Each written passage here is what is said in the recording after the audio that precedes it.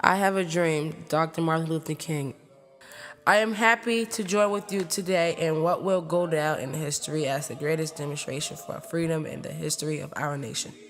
5 score years ago, a great American in whose symbolic shadow we stand today signed the Emancipation Proclamation.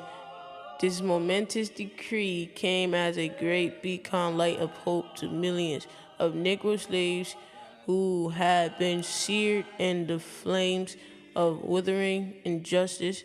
It came as a joyous daybreak to end the long night of their captivity. But 100 years later, the Negro still is not free. 100 years later, the life of Negroes is still sadly crippled by the manacles of segregation and the chains of discrimination.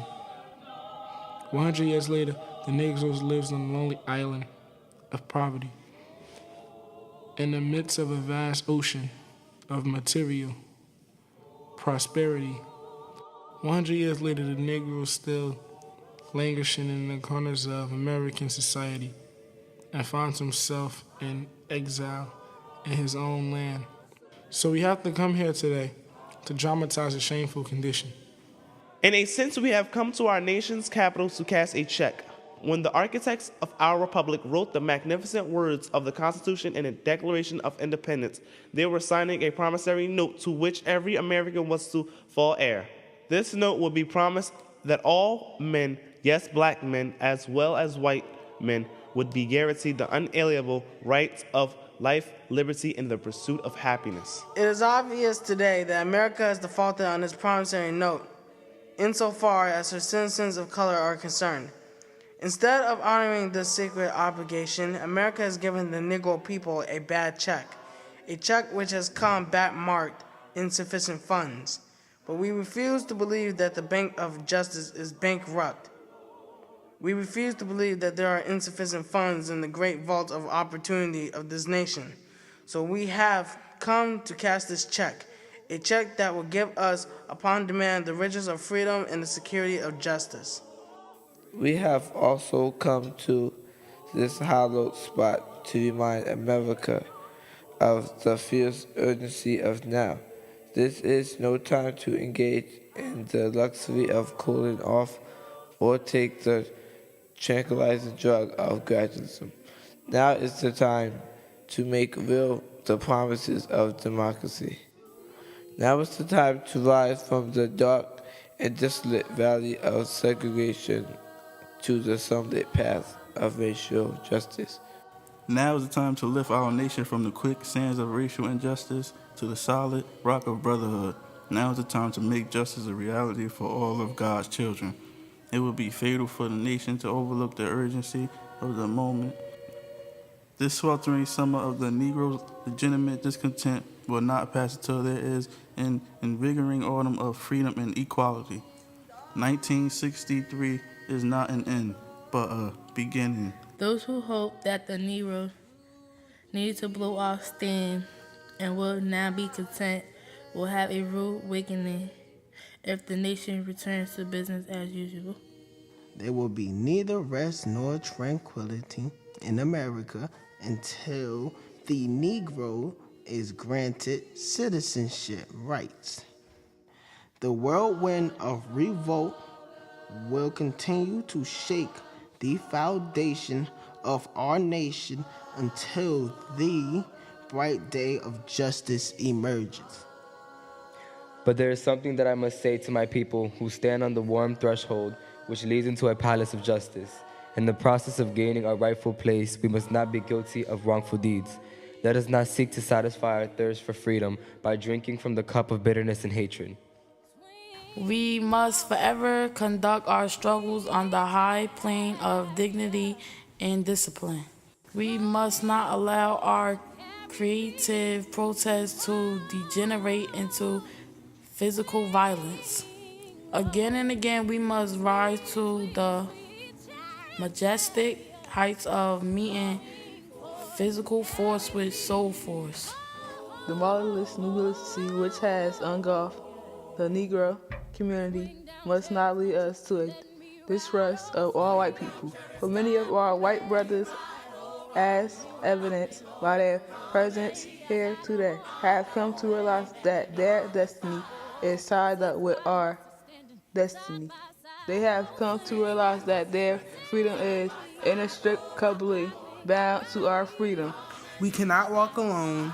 As we walk, we must make the pledge that we shall always march ahead. We cannot turn back.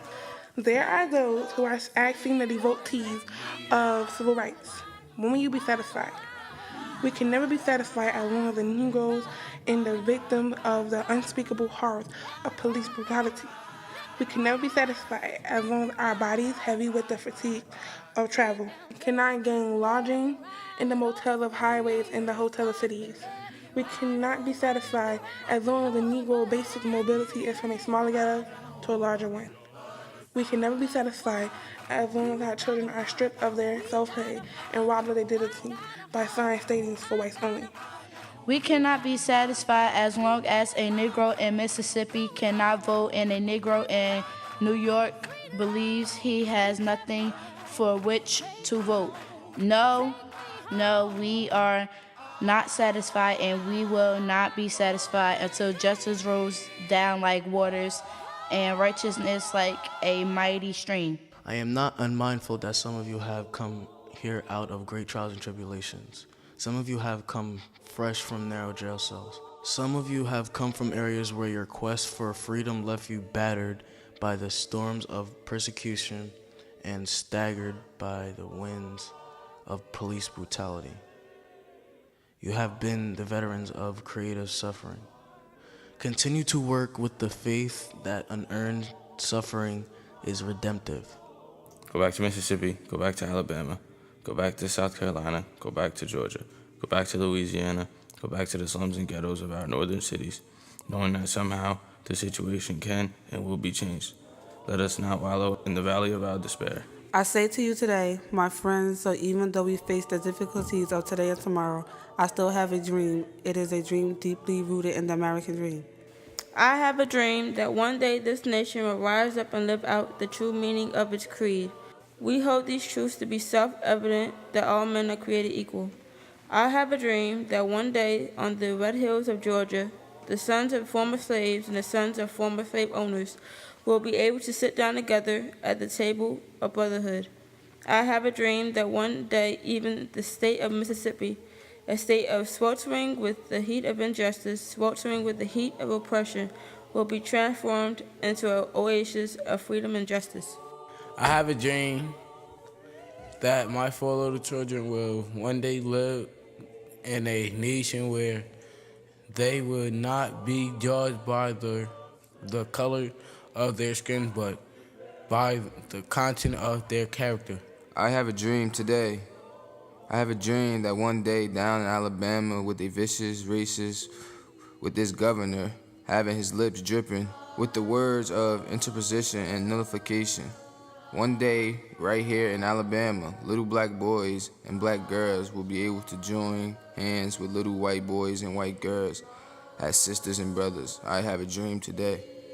I have a dream that one day, every valley should be exalted.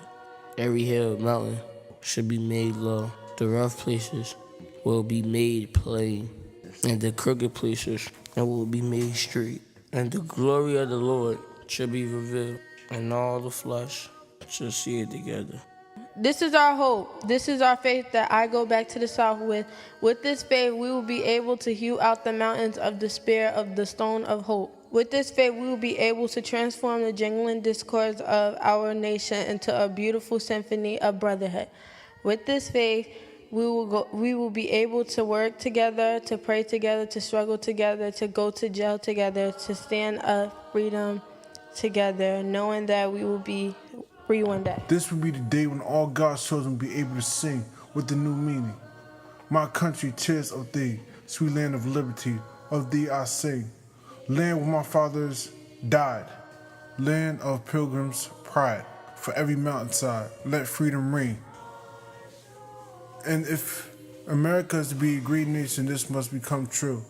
So let freedom ring from the prodigious hilltops of New Hampshire.